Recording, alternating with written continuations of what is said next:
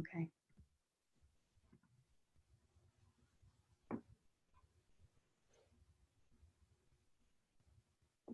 Good afternoon, everybody. Hi there. Hello. Okay, we are expecting a few more folks, so we will kind of slowly get started here. You do not have to have yourself on video. If you do not want to, you're welcome to. And we will be using the chat, so make sure that your chat window is open. I'm trying to get to see all of you here at the same time. Here we go.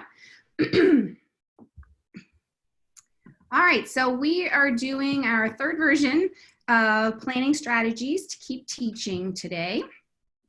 And we are needing to do this continually because we keep getting new information from the university. So we will try and make sure that this is the most up-to-date information. You may have seen that you were asked to consent to recording. So we are recording this. We have recorded the previous ones and posted those as well. So please push that button if you haven't yet.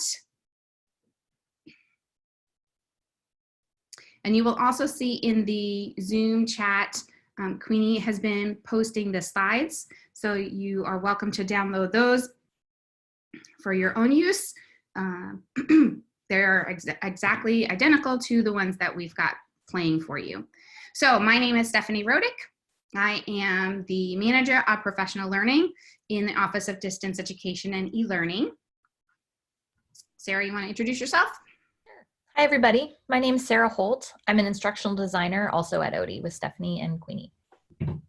Hi there. I'm currently a project analyst at Odie, so I'll be monitoring the chat here for you and uploading some resources and links. And if you have anything, go ahead and type it in there. We have everybody on mute just to keep everything moving, but we will have definitely pause during the presentation to give you a chance to ask some questions. Okay, so let's talk a little bit about the outcomes that we have for today. We have 4 of them. So the first is that we hope that by the end of this session, you can better plan for ways to communicate support for your students. We'll give you some examples and ideas of things you can do to just make sure that your students are up to date on what's going to be happening with your class. The second is being able to list the benefits and considerations of using either synchronous and/or asynchronous tools and strategies. So we'll talk a little bit about things we need to consider if we're going to do one or the other. The third is making initial decisions about what parts of your course can be done remotely in CarmenCanvas and CarmenZoom, and maybe which cannot be done remotely as easily. And then lastly, we hope that you can determine which Carmen tools in particular align best with your own course context and the learning needs of your students.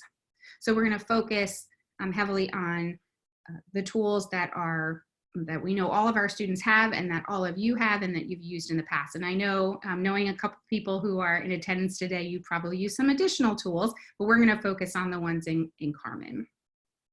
Sarah, you want to go over our agenda today? Sure. So if you're joining us today, we are assuming that you have already... Oh, where'd you go, Sarah? Sarah's gone. There you go. Oh, you were cut out the whole time. Sorry about that. So if you're joining us today, we're assuming you've already got the very basic stuff done. You've got those Carmen Key 3 things. You have a Carmen space set up. You've established a grade book, and you have communicated at least some kind of material. And if that's where you're at starting today, you're in a good place. If you have not done that, we'll keep showing you this keepteaching.osu.edu site to get directions for those basic things. Most of what we're dealing with today is sort of like step 2. You've got your Carmen space open, ready to add things.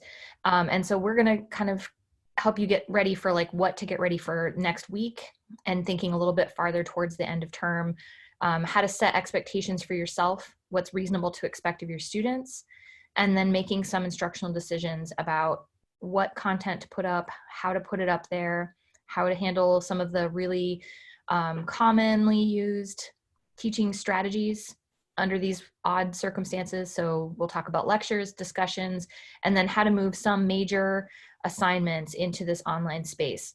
We are also going to talk a little bit about different other kinds of activities your class may have been using that you might want to think about putting online. We are not going to go too much into midterms and exams, especially not finals. There is a whole other workshop. You can kind of think of that as step 3. Once you've sort of got the day-to-day for the next few weeks set up and running in Carmen, then you can think about, how do I wrap this up? What are my final assessments going to be? If you're interested in that information about how to handle exams and finals, there is going to be a recording of another workshop about that available on keepteaching.osu.edu, hopefully later today. There is also another live workshop on that topic happening next Wednesday, and you can register for that at keepteaching.osu.edu. So if you're here to talk about finals, that's not what we're covering, but we hope that the rest of this information will be useful to you as well. We have time at the end for in-depth questions.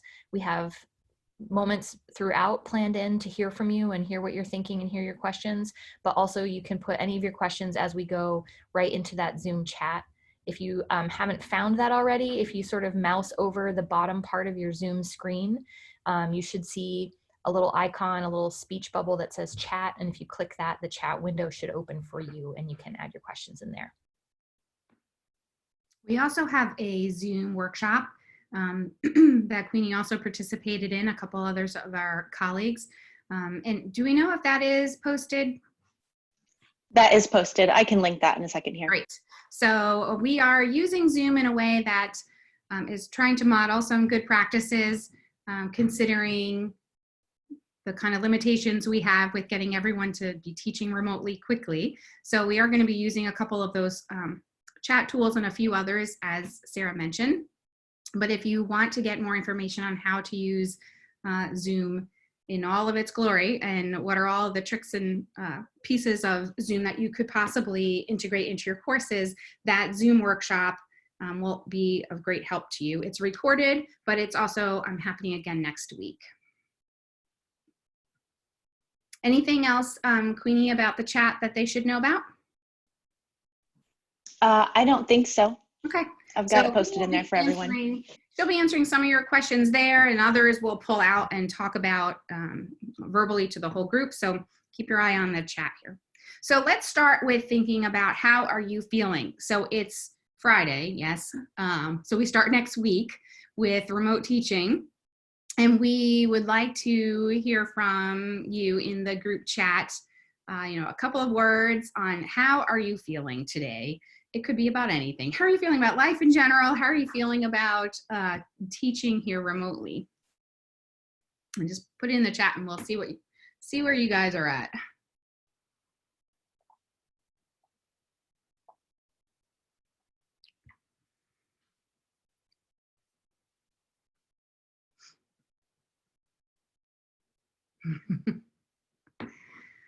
Slightly terrified, yes, I understand and can appreciate that. Yeah, there's so much to do. Yeah, so there's a theme going around today about things also being flooded in your house. It is so hard, and we know that. And one of the things that we're really going to try and push today is the idea of not being perfect, helping our students understand that they don't need to be perfect and that we will get through this, but we know that it's really stressful for everyone involved. So I completely, and I'm sure Sarah and Queenie can too, completely appreciate how hard it is to stay optimistic and to stay positive, and not be completely terrified. So these are all the normal things that we've been hearing about, and I do hope your garage situation gets fixed soon. Okay, so let's talk about some expectations for yourself.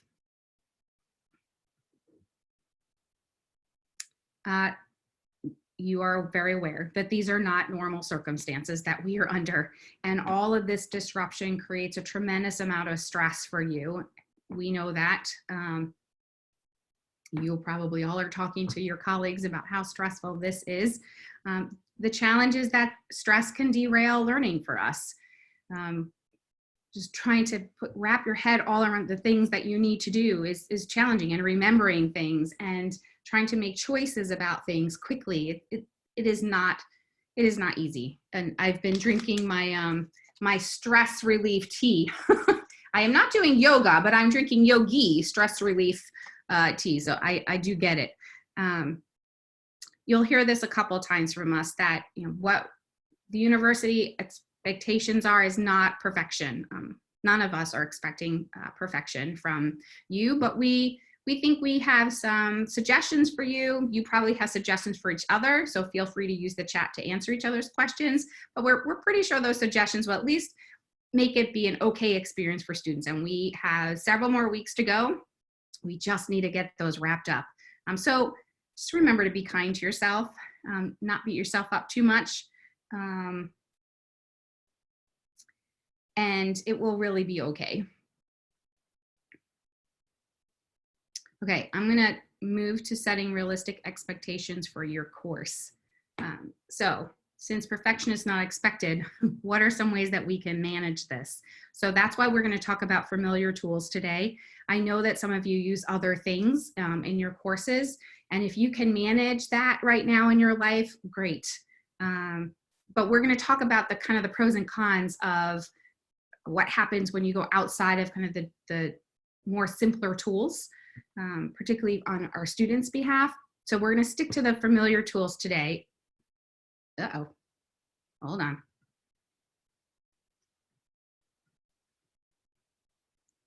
Everyone see the slides? I don't know what happened. Something magical happened. All right, so we will start simple. And one of the ways that we'll start simple is focusing on essential learning outcomes. And if you go to the exams and finals recording that we did yesterday, you will see that that's really the focus of that particular session. But even today, we want to continue thinking about our course design in these last 5 weeks or so on what are the most essential things that our students need right now. What do they need to demonstrate to us? What are the things they really, really do need for the next course that they have to go through into the in the sequence in order to wrap up this particular course experience. So we're not going to probably be able to do everything. So we have to make some choices. Okay, so we're going to focus this entire session on these initial questions and ask for you to continually think about what can you postpone. So what could I at least put off now, and maybe I can do in 3 weeks from now because I'm not ready now, right? Can I change the timeline? Or can I just remove something? Can I adjust it so that I'm no longer doing this big activity that I would normally do in class, but instead I'm going to chop that up into bits? Or do I just want to drop something completely because that's not essential? It would have been wonderful to do, but reality is I can't make that happen. Or what could you substitute? Maybe rather than doing this activity that you do in class, can I put something online that's maybe just an individual discussion thread, right? So postponing, adapting, and substituting. Those are the questions that we're going to be asking you to consider as we move along. And then we always want to continue to think about support. So what do your students need as we're making all these decisions and making changes to this remote situation? And what support do you need? And speaking of our students, this is also clearly very disruptive to them. And that disruption, a lot of stress.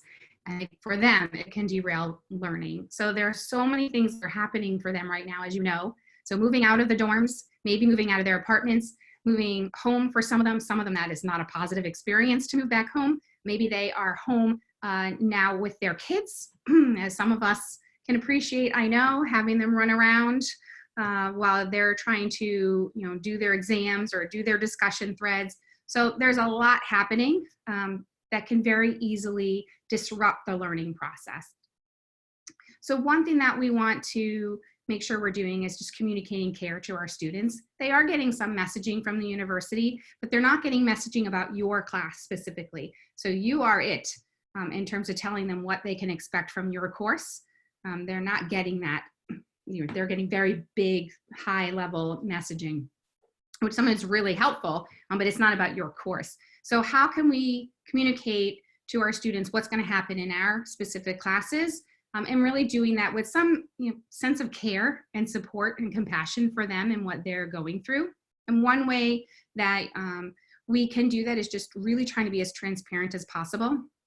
So thinking about now, how have we communicated with students already, or since they're now on their extended spring break for today's the last day, so starting next week, how can you communicate with them to let them know what's happening in your course? What are your plans? Even if you don't know what all the plans are, but if you have an idea of some of the things that are going to be adjusted, or you actually do have your whole next 5 weeks planned out, how can we communicate that now in a way that makes sure that they hear that you know that this is stressful and challenging and they've probably got lots of things on their plates. So how do we do that in a way that's quick, like now, and not like letting them sit there being very anxious and waiting to hear from us? Obviously, being flexible with our planning means that we can be flexible with our students. I know one of the comments that you guys made was, how do I make sure that this is experience that students are not absolutely hating? I'm sure this is not going to be easy for them. They did not sign on to be taking all of their classes in an online environment. So I think it's really important for each of us in our courses to just let students know that we understand that there are lots of factors that could make things challenging for them. So asking what's happening with them is going to help us be more flexible with them. And also just having some patience as they kind of figure it out. So maybe doing a big Carmen discussion thread that they've never had to do before on Monday may not be our best choice, right? Can we just give them a little bit more time to get used to some things, for example? And then how do we check in on them on a regular basis? Thinking about what are the communication tools that we have in place and that we can put in place so that we continually check on them and find out, like, how is this going for you? So maybe it would be helpful to hear from you in the chat at this point. Maybe what are you communicating to your students, or what have you already? And if you haven't yet, just maybe some big picture points on what is it that you plan to tell them. And I don't mean like all the specifics about your course, but just how are you communicating care to your students so far?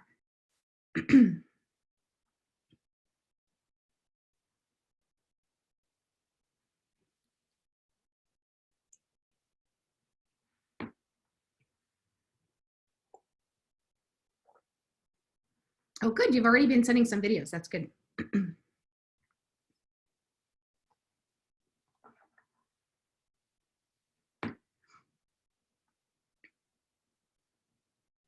Yeah, good. I think, asking for grace from them too, making sure that they know we're all in this together and we're all figuring this out. Yeah, that's nice. So setting a gratitude announcement to set the stage for my worries about them. Yeah, that's nice. So good. You guys are already on top of it. I'm so glad. I'm guessing that they are waiting anxiously to hear from their instructors.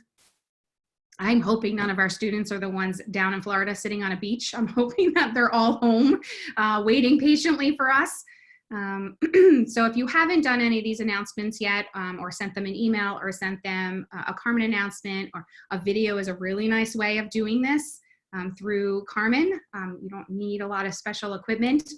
But if you have a webcam in your laptop or on your desktop, and just doing a quick video for students so that they can see your face and they can see you smiling at them, and they can see, like, I'm drinking my stress relief tea too, but we're going to get this done together and it will be fine. It will be fantastic. Sarah, do you want to add anything else before I move on to lectures? Yeah, just in case any of you have not been using Carmen as your main course hub before, you might want to think about communicating, at least at the beginning, in multiple places. If students aren't used to checking those Carmen announcements because you're usually meeting face-to-face and only using Carmen as your gradebook or in a minimal way, You may also want to send a course-wide email, maybe, sometime this weekend, and then again early next week, reminding them that from now on you're going to be using those Carmen announcements. Or if you've only done email, make sure that you're sort of getting in that habit of also putting things in the Carmen announcements. And that way, the more places we catch them, we're not relying on our stressed out brains to make good choices about where to look for information, especially if they're taking 5 courses and maybe getting emails from a job and family members. They may not remember, where did I see that important information? So put it in as many places as you can. Great, thank you, Sarah. Okay, so do any of you, if we were still in face-to-face, would any of you be doing some lectures? Can you, maybe can we just do the hand raising thing for this? So if you mouse over the bottom of your Zoom screen, you'll see a participants tab. It has little people as the icon. And if you click on that, you should be able to see a list of everybody in the meeting.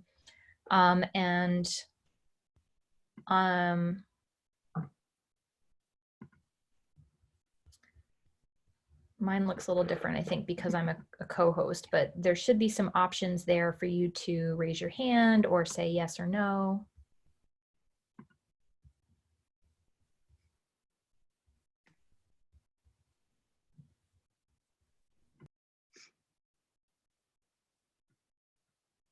And if you don't see it, just put it in the chat, whether or not you're doing lecture, just so I have a sense of how many of you need to figure out how to get your lectures online.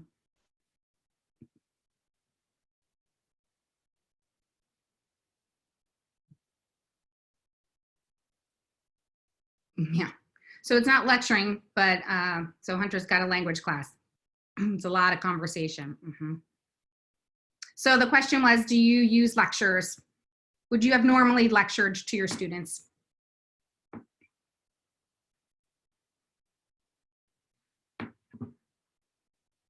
All right, we have at least one. Okay, well, we have a definite 2.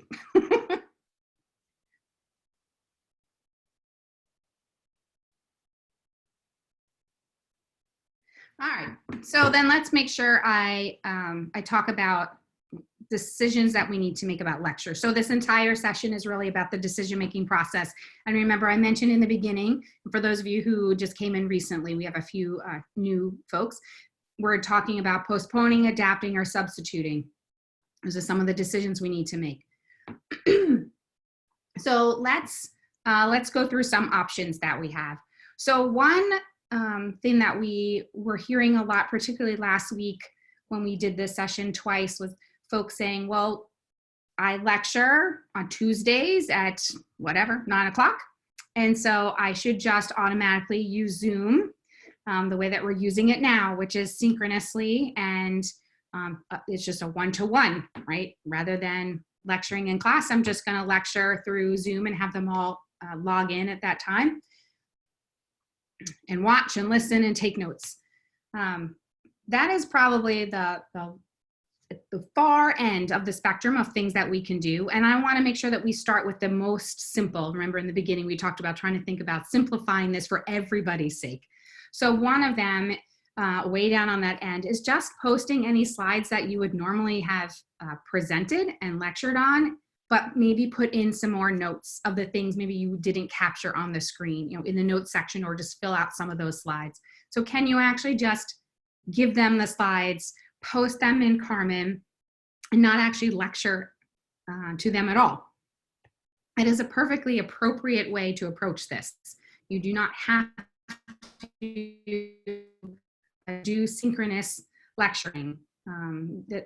There's a lot of challenges with doing that, which we'll get to here in a moment. So consider ways that you can do this in a different way. Maybe instead of actually giving them the slides, or maybe in addition to the slides, you want to assign a new reading for them, right? There's this other document or article that would be a good substitute, right, for a lecture that you would have done.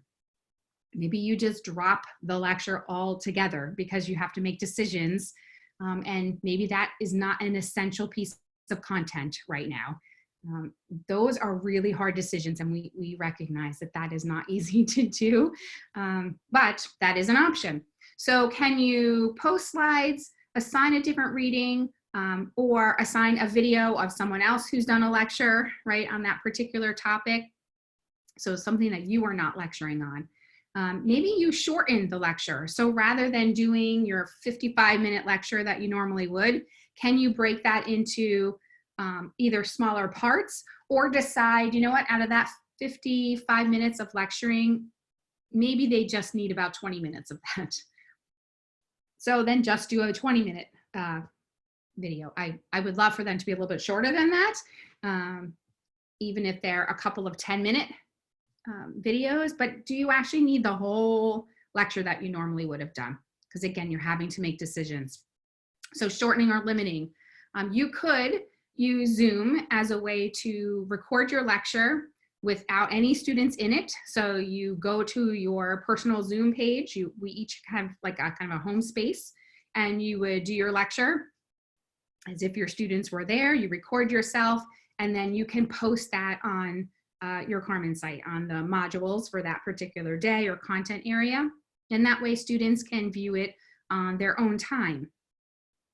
It is very hard when your students are scattered everywhere in different time zones and different living situations for them. They may not be able to log in on Tuesday at 9, right? So posting, recording lecture is probably a good option for some of us, particularly if you can't do some of the other bullets, right? Like, nope, I really am like the only source of this information, which is probably not the case, right? They've probably have done some reading beforehand. And so that's why we're thinking maybe some of you just need to do a shortened version of a lecture and post that. Then they can go back and they can view it again. And then obviously on the other side, that's the live lecture. And so that's the synchronous option. So let's talk a little bit about this decision about recording it or going live. So synchronous versus asynchronous. I'm just checking the chat here and make sure there's nothing coming up. Okay, so let's talk about what we're doing, the synchronous version. So obviously there are some benefits to that. There's that personal engagement. I can see you. I can hear from you if you wanted to, right? If I took your mute off, we could be talking together. I hear from you in the chat. I can engage with you by asking you to raise your hands or post links in the chat, right? That personal connection is there. And that helps with a sense of community. Your students are probably feeling, and going to be feeling very soon, even more so, a sense of isolation. These are the students that did not sign up for an online learning experience, right? There's a whole body of literature around, right, not only what good online teaching is, but also how to be a successful online student. These students, for those of you who are moving your face-to-face class online and remotely right now, that they are probably not prepared for that, and they probably have a big sense of isolation. So doing things that are synchronous will help them feel like they're still in class with you, right? They see their peers. So there's a lot of good reasons to do it. You also get to respond to any misunderstandings. So in the moment, I'm lecturing and I can check the chat to say, oh yeah, I'm not making any sense to them right now, so I need to redo this. Or I can ask for examples of things and they post that in the chat, or I have them actually communicate that through their microphones, right? So I can have this real-time sense of, do they understand what I'm lecturing about? You can record live lectures, which is a good thing for those students who cannot actually attend live because they're sick, they're attending to a sick relative, right? Whatever it is that they've got going on, they can go back and look at the recording. So if you're going to do something synchronous, I will be honest, I think there are other options here, but if you really do need to do this synchronously, please consider recording it so that you can post it for later. The challenges are many. And one of them, besides access that students have, is just the technical challenges. So like, all of us have kind of gone away for a couple seconds, or slides do funny things, right? I know Queenie was having some Wi-Fi issues yesterday. I'm having Wi-Fi issues today. So it's challenging for both your students and you to make sure that it's truly a synchronous experience and not continually challenged right along the way with disruptions. So maybe you want to think about doing this asynchronously. So this is just recording. You never go synchronous with your students. Obviously, one of the benefits is that they can go and view it as many times as they need to, and they can view it whenever they can view it, right? So if you have your lecture that you would normally do on Tuesday at 9, and you've got it posted by then, and you have an activity, Sarah's going to go through a couple of examples of some in-class activities that you can now do remotely. Maybe you have them do that by Thursday. That gives them, right, 48 or so hours, for example, for them to actually view the recording when they can. You have a nice archive so students can go back and view those again later when they need to. And you can also, through Zoom, it takes a little while, but through Zoom you can get some captioning, and that way you can, it's not perfect, but you can get it captioned. But if you have students who have a need for an accommodation, you should be working still with your Student Life Disability Services office, and they can get a caption for you too, which you can only do with that with the recording. They can't do that live, right, when you're doing it synchronous. So that's a positive. But of course, the downside is exactly the benefits of synchronous, right? So you're less personally engaged with your students and them with each other, and you can't really check for absolute immediate, right, misunderstandings. But there are plenty of ways that you can go back and check for understanding a little bit later, right? So you can have students post questions about it in a Carmen discussion thread. You could have them do quizzes, right? We'll get to a couple of these examples here in a moment, but there are ways to do it. It's just not going to happen immediately.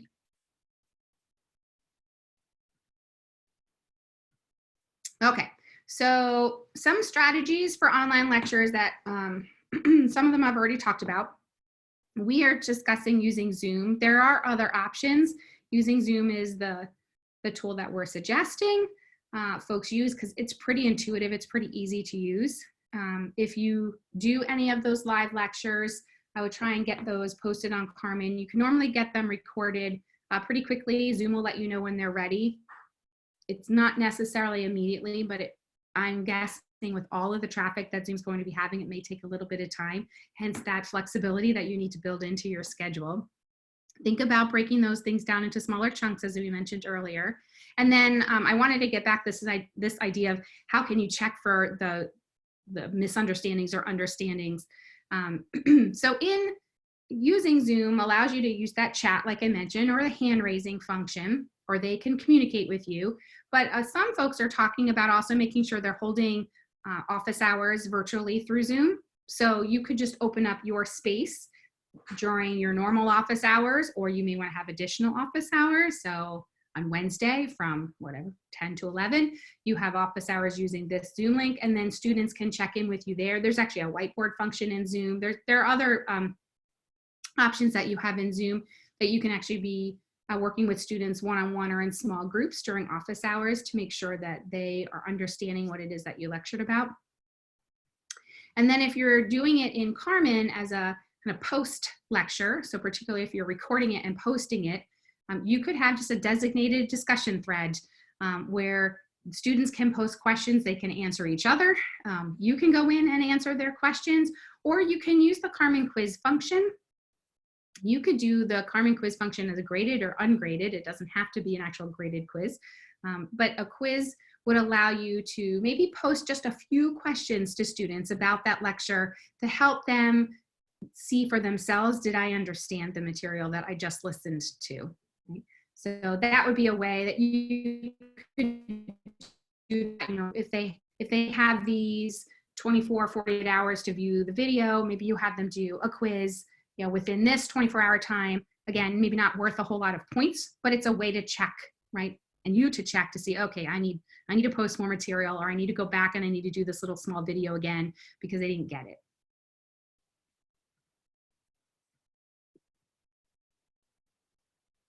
Okay, so some technical considerations. I mentioned about the live captioning. You cannot do it live. You don't see your captioning down on the bottom.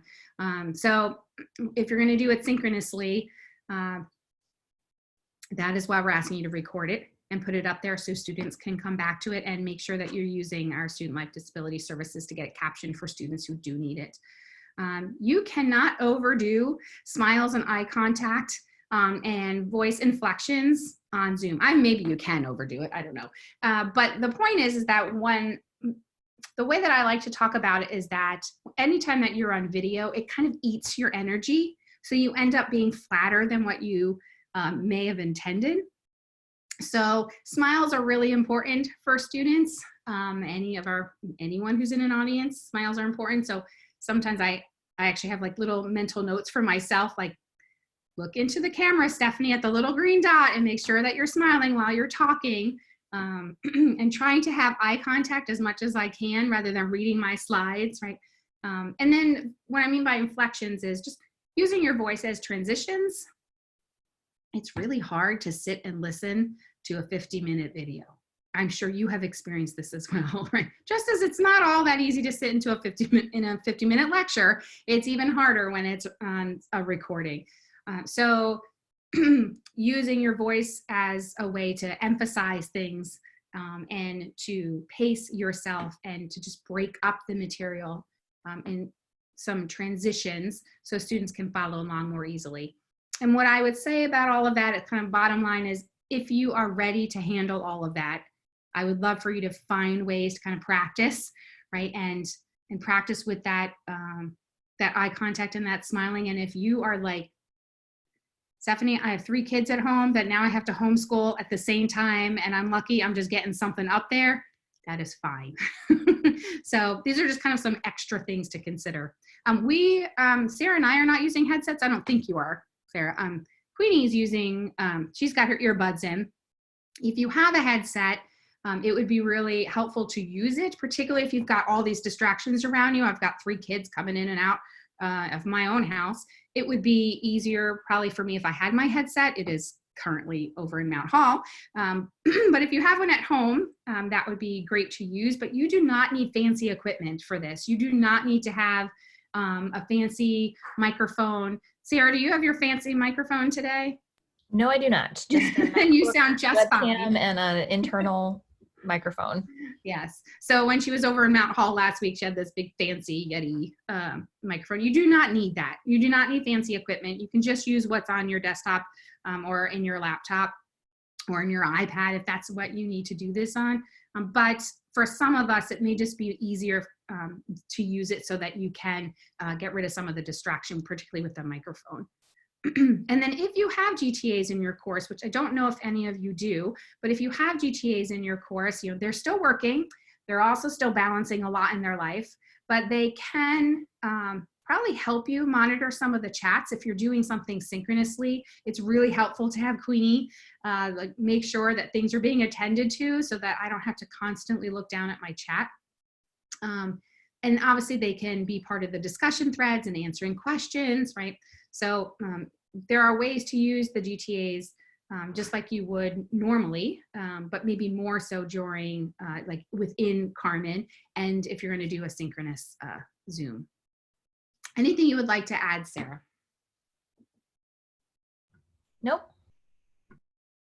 Okay, are there any questions hiding down here? It's mostly just been me typing little snippets of things. I haven't seen any questions. I did actually think of something. Like Stephanie said, if you're just doing the basics and that's all you've got energy for, that's completely fine. If this is something, if a lecture is a huge component and you're really excited about you know, connecting with your students, and this feels really core and important to you, and you want to do some of these extra things, Scott Nelson has a really great Twitter set of mini videos about some of those more technical, like how to use your cheap equipment, the stuff that you have on hand to make this nice. And again, you don't need to do any of that, but if that's of interest, maybe we can link his little video series in the chat as well. Yeah, I'll find them here after.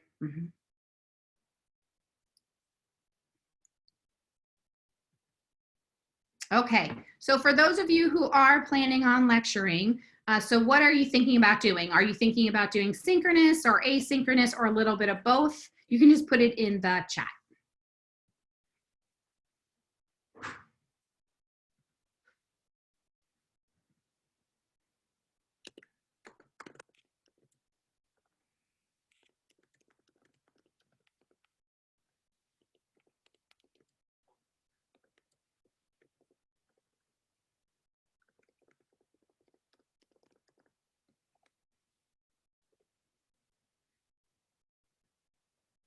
I like that we have a sample of every possible combination. Yeah, we do.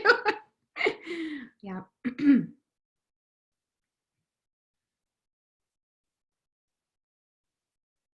Yeah, that makes sense that sometimes like the synchronous thing really does have to happen right then. We just want you to keep in mind that you may need to have a backup plan because not all students may be able to actually watch the video. Their bandwidth may be really low, or they are sharing, right, their devices with you. I'm not looking forward to when homeschooling starts next week because I don't have enough devices for all 3 of my kids, right? So that everyone needs to share. So we've got, there are some issues when you are trying to do some only synchronous. So you may just remember to record and post so that students can watch it when they can. But I think a combination makes sense. And only doing things asynchronous is perfectly fine and appropriate. Actually, a lot of our online classes are asynchronous. So if they've ever taken an online course here at Ohio State, it's very likely they've done that asynchronously. I would just say if you're planning on making a combination, think ahead more than 1 week and make that expectation really clear as early as you can. So if you're going to meet Mondays at 9 a.m. and then everything else is going to be asynchronous, try to keep that pattern. Try not to do this week we're going to meet and next week we're not going to meet. And, whatever that combination looks like for your setting, try to think about how to keep those times consistent so that students can fall into a new rhythm and not have to check every single week to say, am I meeting with the class or not meeting with the class? Okay, Sarah, so are you ready to take over and talk about assignments? Absolutely. Okay, so once you've made some of those decisions about that basic content delivery, then you're probably thinking about grades and like how are you getting students into those smaller assignments that usually make up these in-between weeks between midterms and finals or this part of the semester. So again, you want to think through those sets of questions. Is this something I can postpone? Is it something that is still crucial? If you had smaller reading quizzes, for example, or if you had a problem set that was due, or a piece of a larger assignment, maybe writing a thesis statement or coming up with 3 sources for an annotated bibliography, is that something you still need them to turn in and get grades on, or is that something that you could change to just feedback? Or is it something you can just drop altogether? Now we're going to have 8 reading quizzes instead of 9, something like that. And is it something you could postpone? Can you delay that due date for a week so that you can make choices or you can communicate those choices to them with some notice? Instead of being handwritten problem sets, now maybe they're going to do it in a Carmen quiz, but they need to get used to the LaTeX notation software plugin. So that may take them a few extra days to get used to. So think about the timing and whether it still needs to be an assignment at all. If you decide you need to keep the assignments you have coming up, how can you adapt them to respect the stress that you're under, the stress that they're under, and still just get at the learning? And one of the easiest ways to do this is to lower the stakes. So if you can change the point value on your upcoming assignments to be less intense, lower the stakes, less points overall, that's going to be a huge help to students. So one thing that we've seen people doing that's working really well at other institutions is instead of getting point value grades for those kinds of reading checks, homeworks, problem sets, is changing that to participation.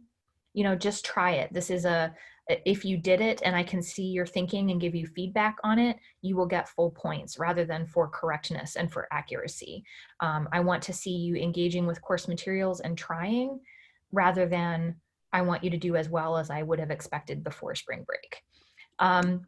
We also want to try to give a lot of options for those assignments. So If previously you were taking typed papers or a problem set where they were going to be handwriting on a worksheet or something like that, you want to provide different ways for them to turn this in or to show that work. So I know Hunter has a language class, for example. So that might be a great opportunity to look at those assignments and say, okay, maybe before we were going to do only verbal quizzes where you have to answer verbally, and now I'm going to allow you to write that and submit your written answers. It's not what you imagined the class would be before. Maybe it might skew more heavily towards writing than it would have before, but that's one way you can adapt that and still see some meaningful learning that you care about. You might also go the other way. Maybe Anne has statistics, and she would normally have that all be written problem sets, and maybe now she might think about allowing students to record themselves explaining how they solve a problem rather than notating all of the different equation steps.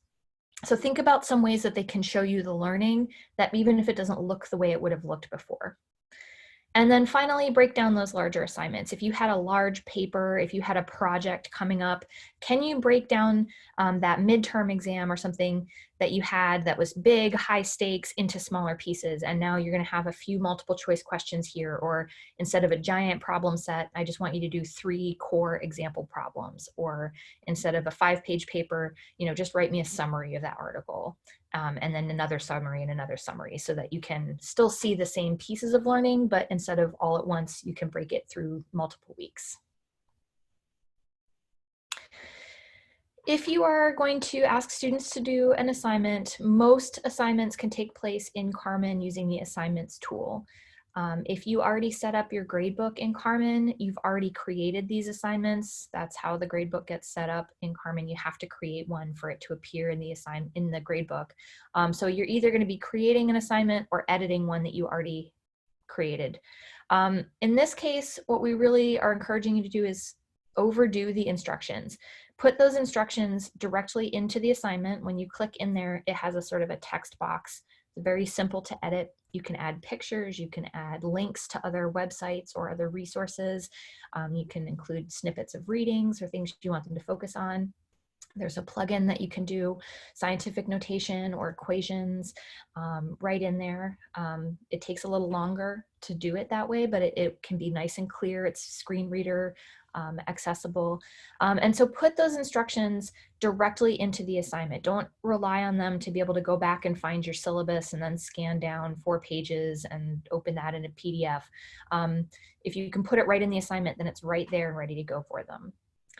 You'll have some choices within those Carmen assignments for how you want them to submit, and we'd like you to consider offering them options. So maybe previously, if they were doing a lot of written work, you might have wanted that as a doc or a Word doc or a PDF.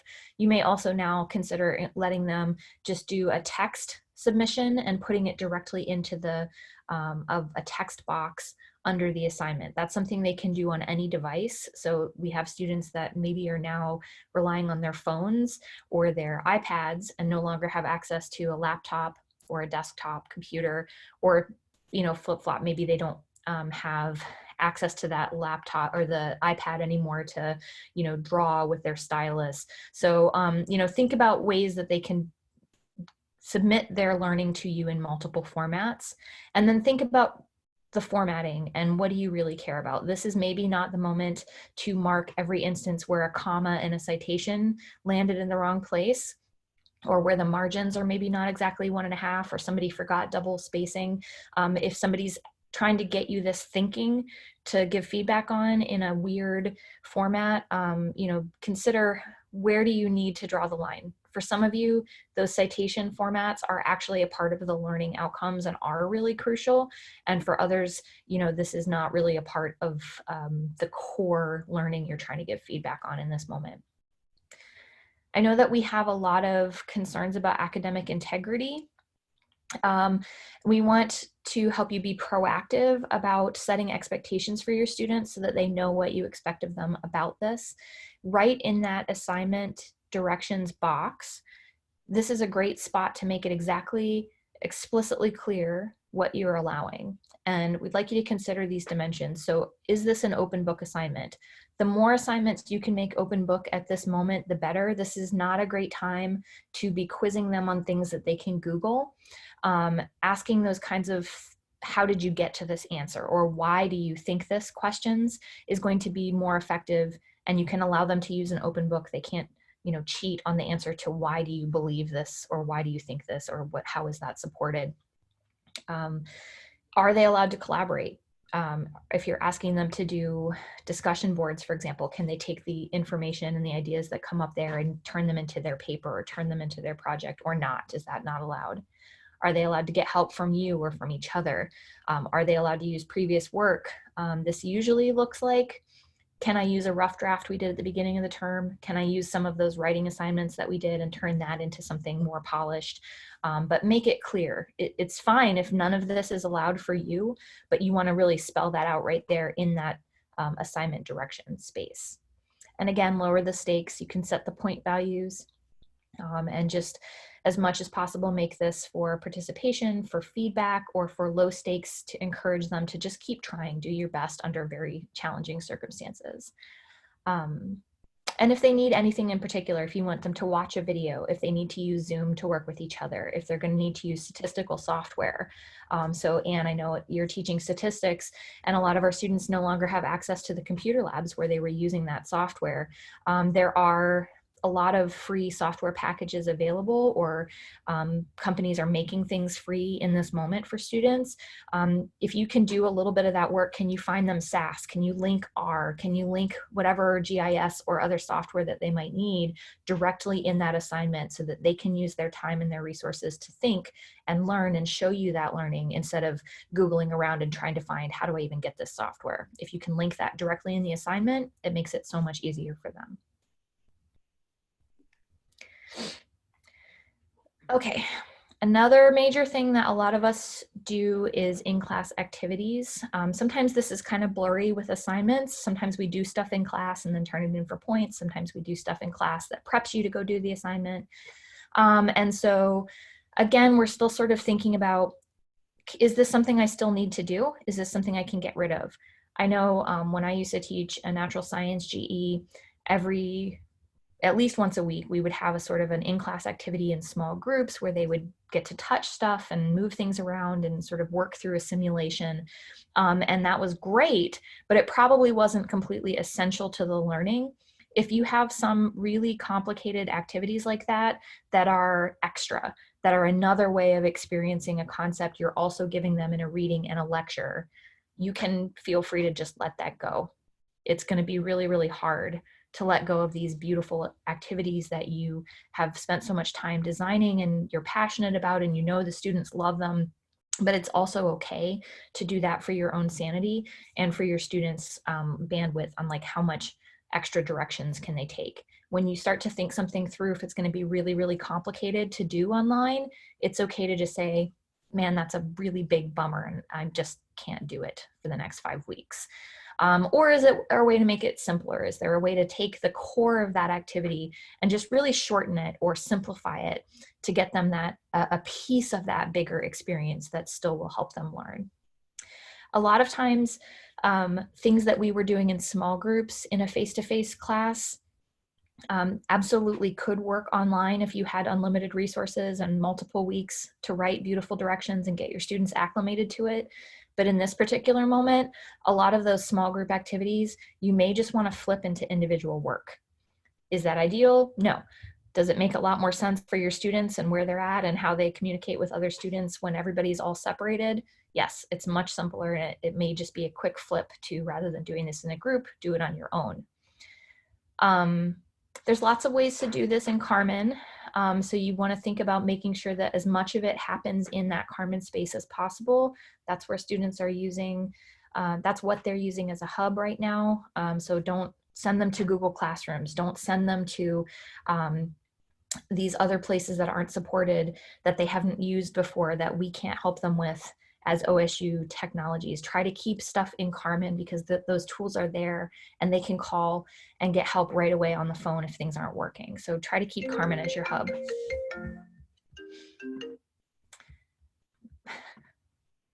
This is the thing about synchronous Zoom sessions. My kids' friends have realized if they call 3 times, it overrides my volume block and thinks it's an emergency call, and it will bust through anyway so that the 8-year-olds can talk. So these are the things to consider why synchronous is not always perfect. Anyway, okay, I think that pretty much covers the bigger choices about in-class activities. Let's think a little bit more about how some of those might work. Discussions are a major in-class activity. I know Hunter's dealing with this. This is probably something that a lot of people fall back on. We don't always think of it as a discussion, but like a quick chat with your neighbor, a think, pair, share, a small group activity where people are talking through an idea. You can do this in Zoom synchronously, just like we're doing now.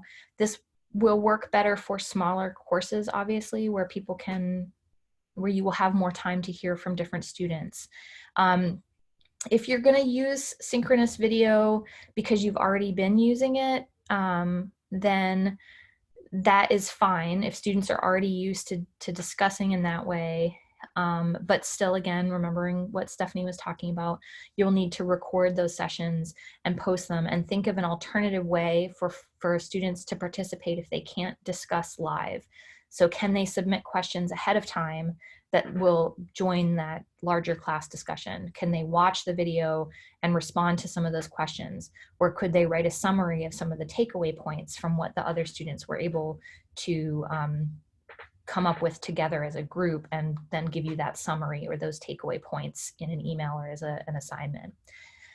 If you're not already using synchronous discussion, this is probably not the time to start, especially if you're used to splitting students into smaller groups. If you have a large class, Zoom does really cool things with breakout rooms, and also it's kind of complicated to get started. It's complicated to explain to your students the first few times. You're going to lose a lot of instructional time just figuring out the directions, and there are so many other ways to accomplish those learning interactions that this may not be a great use of your energy or your students' time to hit that learning curve running.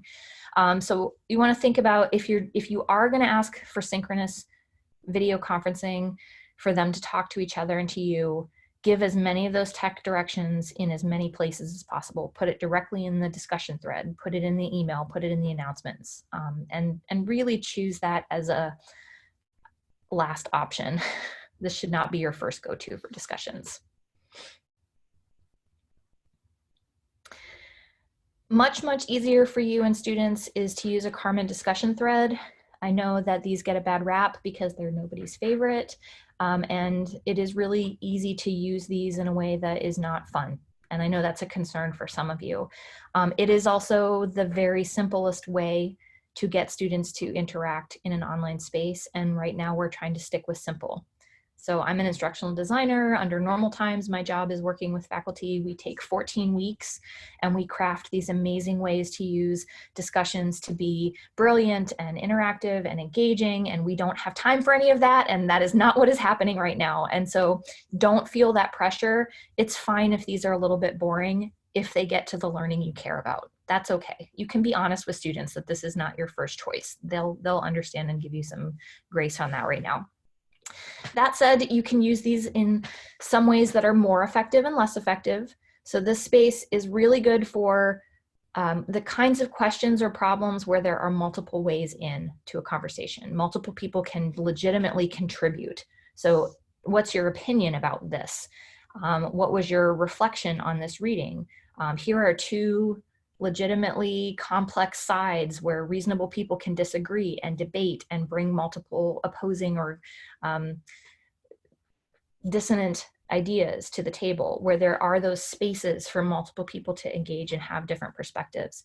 This is not a great place for, what was the color of the main character's hair, or what did Kant say in his 1918 article. This is not a place for questions where there are only 1 or 2 correct answers. If you're going to use a discussion thread, you want detailed instructions, just like anything that you're giving them right now. How often should they be in there? Do they need to post once and then respond to 2 or 3 other students and then come back to their own post and address any responses? That's a pretty typical interactive pattern. Say your first thing, then go see what some other people wrote and talk back to them, and then come back and wrap up later in the week on your own thread. But maybe you have another way that you're imagining this could go. So for Hunter, for example, if you want your students to be speaking to each other using the language that you're teaching, you might just put them into pairs and just say, find one other person and go back and forth. I want you each to post twice.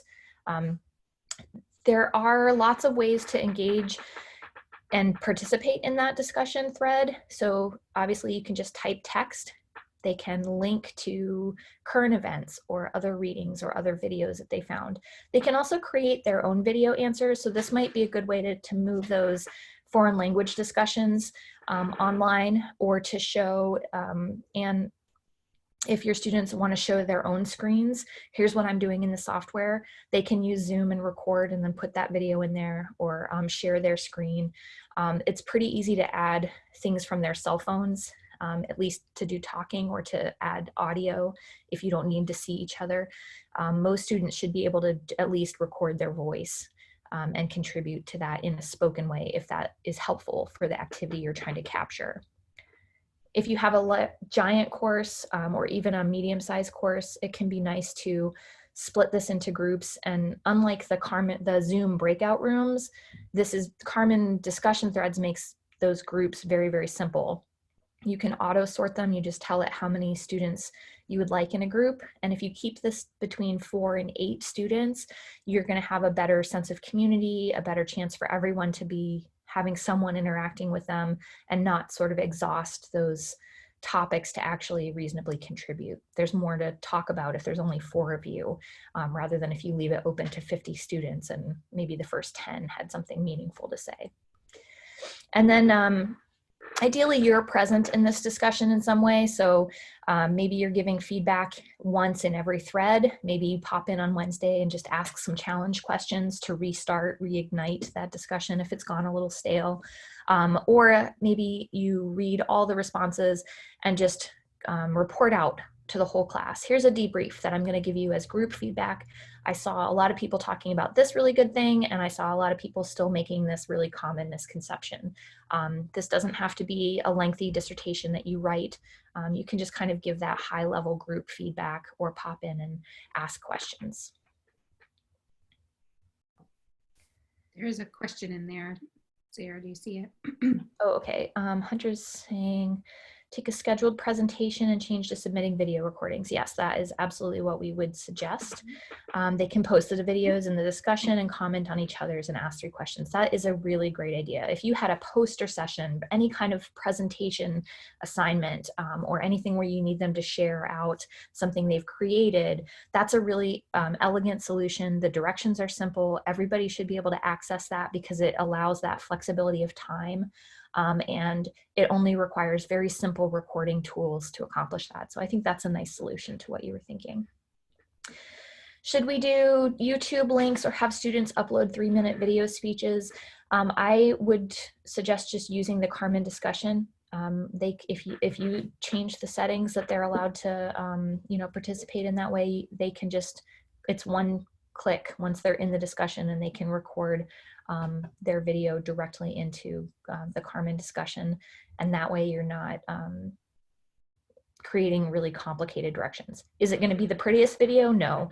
It's going to not be captioned. It's going to have all these other things that I would not under normal times suggest, but it's simple and everybody should be able to get it pretty quickly and reasonably. So yes, I would just do it right into discussion.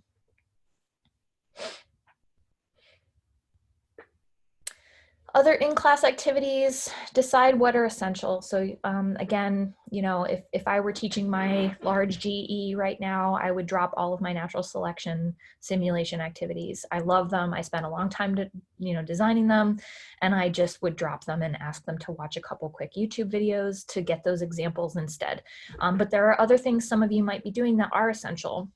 If you're having them brainstorm, I know MA does a lot of, design kind of considerations, and maybe they need to give feedback, and that kind of showcasing or critique and practicing that is a major skill. Use that discussion board to be able to post that thing and have those chats. The way that you make those decisions, is this necessary or not, is to think about what is the part of this activity that's key. And this is where we think about those learning outcomes. So you've either been given some that you for the whole course, or you created yours, but go back to like, what is that verb that you really care about? What's the skill? Do you need them to identify something, use the terms, apply it, explore multiple perspectives, and then simplify that activity so that you can at least see that one core thing you care about, and the rest of it you can let go this time.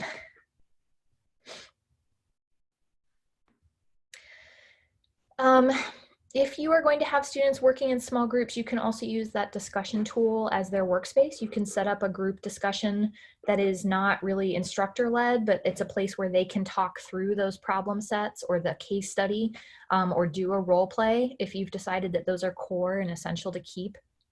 Again, I'd keep those groups as small as possible.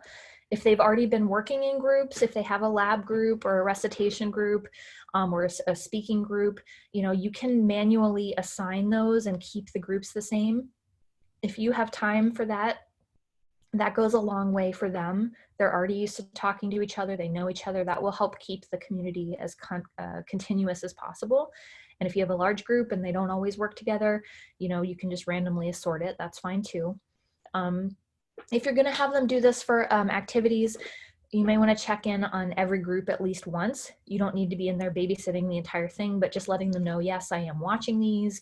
Yes, I am here for questions. And then something that you may not have done in a face-to-face setting in the classroom, sometimes we just have them work in groups and then we sort of debrief it all together and we're done. You may want to have them create something that you can see, some kind of an artifact of that work or a deliverable. So maybe they summarize, what did you talk about? Maybe they're gonna create one answer set for the problems they worked on, or shared notes, or a set of recommendations for the case study, or a set of next steps if it was a role play. Then you can give a quick set of feedback on that one piece for all the students who were involved. Keep this low stakes, you know, participation points. This is a good way to ask for participation if you're not meeting and checking in at a single time. And then just give your feedback either to the group or to the whole class. You don't need to respond to every single individual for these things. Anne had a question about group discussions being saved. Oh, okay, Anne is asking if group discussion pages get saved in Carmen so they could work on something over the week. Yes, yes, they do. They will be available. As you can turn them off if you don't want them to be available the whole time, but otherwise they will stay open unless you change that default setting so that the same students can go back to the same group as much as they want. Mm-hmm. You can also, so discussions are a great place for activities. The other major tool for your activities is going to be the Carmen quiz tool. Even though it's called quiz and quizzes, you can do all kinds of things in here. You can do a midterm, you can do a final, exams, actual quizzes, but also activities. So really anything where you need students to see something and then answer a question, and then see something and answer a question works really nicely in this quiz tool. So any kind of activity where you would be having them do that kind of pattern of interaction, you want to consider this quiz tool. So this works really well for simple labs where you might have them see something and then answer a question about it. Activities where there is a correct answer, so use the software to run these problems and then have the answer. If you want them to do a reflection on a reading or about a case study or a current event, or if you need them to do some offline work and then show you that work. So do they need to do a sketch or a drawing that doesn't happen in software? Are they making a model or doing a performance? They can record themselves doing that and upload it into a quiz. Again, you want to think about setting the stakes as low as possible. So this is a great place for a participation grade or no points, just get feedback on it because it builds up to something bigger later. Or this used to be a 25-point activity, but now we're just going to make it 2 or 5, those kinds of things. You can change, even though we usually think of quizzes as, you know, this is a multiple choice question or true false. There are plenty of options in there where you can embed a video. You can let them click out the Carmen page and go look at other web pages or YouTube, or you can put in pictures you've drawn or things from your textbook, external sites to readings or other library materials. You can have them watch a video right there in the quiz and then answer questions about it. So, you know, think of this as a really great activity space as well. Okay, so now that we've talked about some of those major frequent kinds of activities, do you have an activity in mind that seems like it is possible to quickly, easily, simply adapt? Not just simple for you, although that is very important, but also simple for your students to be able to engage in? Or is there something you can let go of that maybe you thought really needed to happen this semester and now you're prepared to just say, I'm going to let that one go and focus on the next big thing instead? You can tell us in the chat.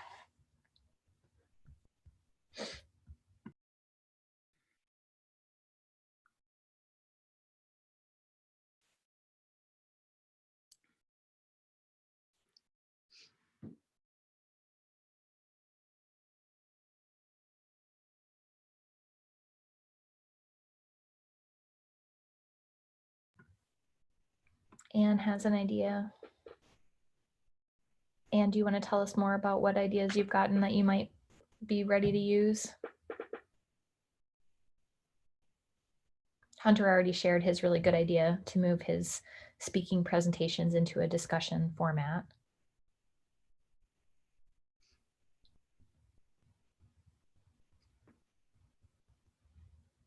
Okay, you guys can keep thinking about that. We'll have time for more questions or to let those ideas percolate a little.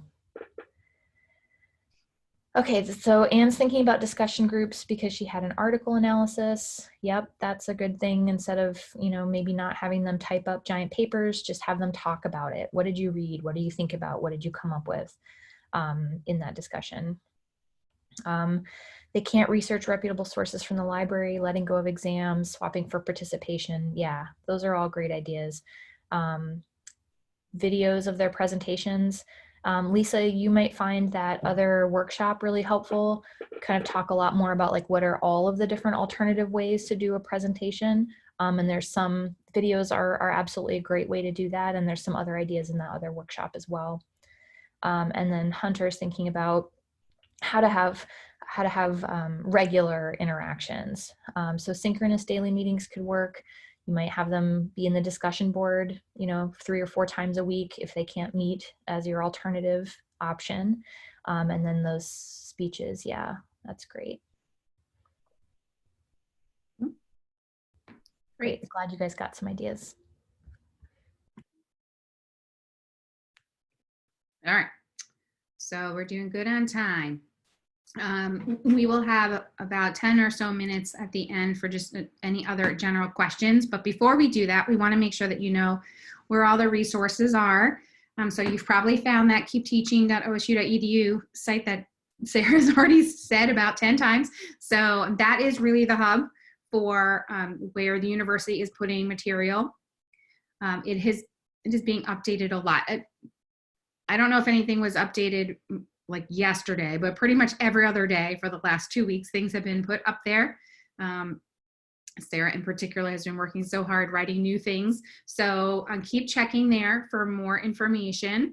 The individual questions that you may have about the tools, or even if there is some kind of like teaching strategy questions, some small ones like how would I do X, Y, and Z, you are welcome to write Carmen at osu.edu. That's kind of the main, we're trying to get folks right through there. We have a lot of volunteers who are available and ready to answer your questions.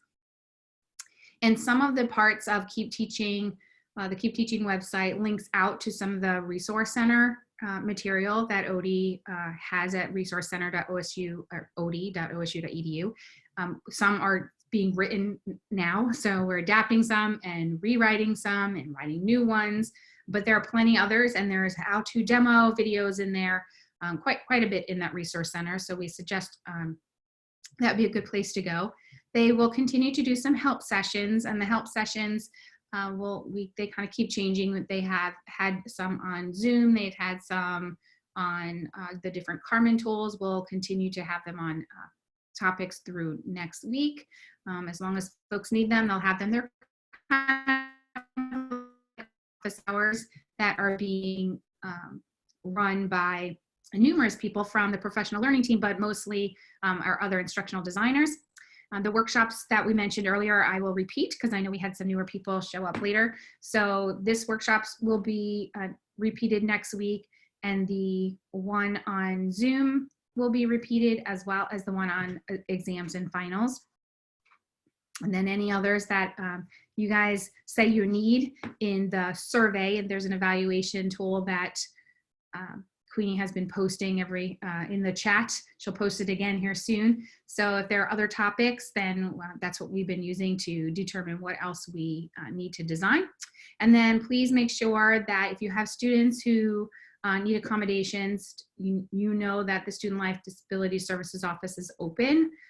They're probably doing things at a distance like us, but they are available there to help you. And then lastly, the teaching consultants over in University Institute for Teaching and Learning, they have open Zoom hours to do consultations with you. So if there were ideas that came up today and you're not quite sure how to make that work, particularly if it's not necessarily tool focused, but it's more about the teaching strategy, or you just need someone else to tell you that it's really okay to dump that exam, or to move things to an individual project. And if you just want someone to talk to about that, they would be a great place to go to. So just contact them at UITL and they'll let you know what those hours are. And then lastly, we just wanted to do kind of a conclusion for you of some of the key points that we talked about today. So I know you all are stressed out, as are your students. So it's just a reminder to approach each other with grace, to approach your students with grace and kindness. And I really do firmly believe that as much as we can do that with our students, that they will also give us a little bit of grace and kindness. So, they are looking to us to model kind of how to get through this really difficult and complicated time. So, but also just, be kind to yourself. Know that it's not going to be perfect, but it will be fine. We will get through this. Supporting students through regular communication. So they're looking to you. So as much as you can communicate things, they're in a very transparent way in lots of different places, as Sarah mentioned a couple times, the better. Hopefully you have some sense of those planning decisions using the simple tools and strategies that we tried to talk about and model today. Please continue to use each other as resources. Some of you will work on really amazing instructional teams. But if there are folks that you want to continue to connect with here, you see everybody in the participants list, you're welcome to continue to use each other as resources. And thank you for sharing your ideas with each other. And just a last reminder that Keep Teaching site is the hub. I do know that, I forget who wrote that. So Anne, this is what happens when you're doing things synchronously, right? It'll dump you out. Queenie had that happen a number of times yesterday. It's going to get worse.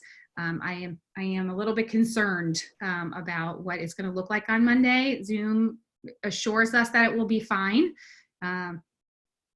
But maybe this is why we want to have a backup and really think about what your experience was today.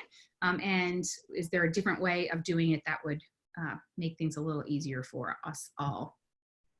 So we do have a few more moments to answer any other questions through the chat that you have just generally about any things we talked about today regarding planning strategies for your course.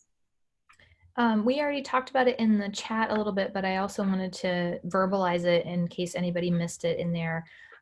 There was some talk about I can't have my students do research at the libraries anymore. And it is true that Thompson and the other physical library spaces are closed, but our librarians are still working hard from home, and they're available to partner with you. Every discipline has a subject librarian assigned through the OSU libraries who would be happy to talk through your needs. There are a lot of online resources available that can help you overcome those kinds of research problems, and those are the specialists who can help you get that material.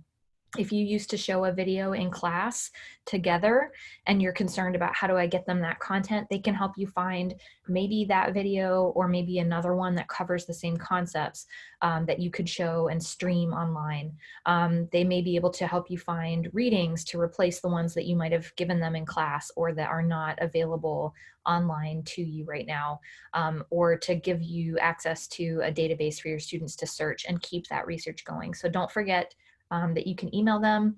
There are actually contact links to them through that Keep Teaching website that we keep talking about, and it's in there under Teaching Strategies page, so you can link to that directly from there. If you need librarian resources, they're really, really helpful.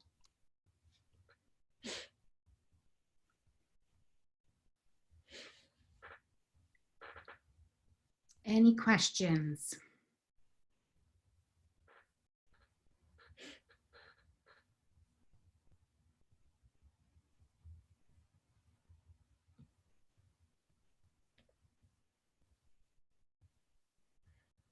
I don't know that I see anybody typing or typing a question. You're welcome, Ann. Okay, so we want to thank you for participating.